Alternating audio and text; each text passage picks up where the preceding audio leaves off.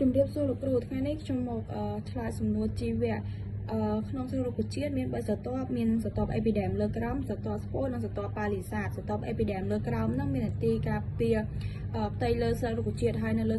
រុក្ខជាតិហ្នឹងមាននឹងតូចជាច្រើនដែលហៅថាស្តូម៉ាតសម្រាប់បណ្ដោះស្មានស្រទាប់ស្ពោជាស្រទាប់ដែលផ្ទុកបាច់សរសៃនាំស៊ីឡែមនិងភ្លូអែមហើយស្រទាប់នេះនឹងក្លាយទៅជាស្រទាប់មេ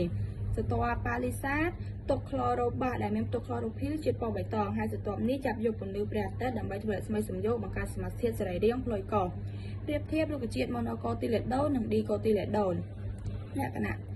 ដូចគ្នាគ្រាប់ការពារដោយសម្បកផ្កាជាសរីរាង្គភេទលក្ខណៈខុសគ្នាម៉ូណូកូទីលេដូនឆ្លឹកទ្រនុងស្របដើមបាច់សរសៃនាំរាយប៉ាយផ្កា3ស្រទាប់ឬស្ញែគ្រាប់កូទីលេដូន1ម៉ូណូឌីកូទីលេដូនស្លឹកទ្រនុងបែកខ្នែងដើមបាច់សរសៃនាំរាងជារង្វង់ផ្កា4ឬ5ស្រទាប់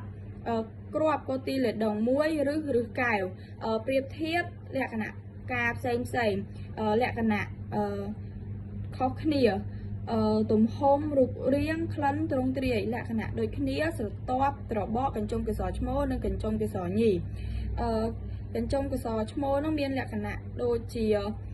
ផ្លោកលំអងទុកគ្រាប់លំអងតងកសរឈ្មោលជាទម្រផ្លោកលំអងហើយផ្នែកផ្សេងៗរបស់ផ្កាហ្នឹងមានត្របកស្រទាប់កញ្ចុំកសរឈ្មោលនិងកញ្ចុំកសរញីហើយបានជាផ្កាហ្នឹងមានពណ៌ស្រស់ឆើតឆាយដើម្បីតាក់ទាញសត្វល្អិតឲ្យមកធ្វើ